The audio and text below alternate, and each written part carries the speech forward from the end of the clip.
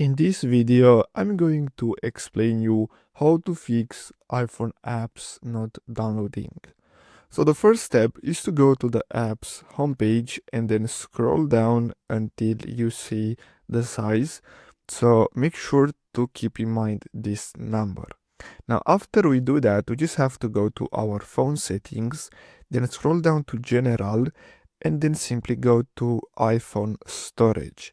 So here we just have to make sure that we have enough space in order to be able to download the apps.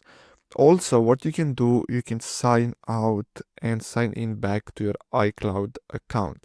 You can also go back and then scroll down. So still go to the settings here, then scroll down, and then from here you just have to go to transfer or reset iPhone, then tap on reset.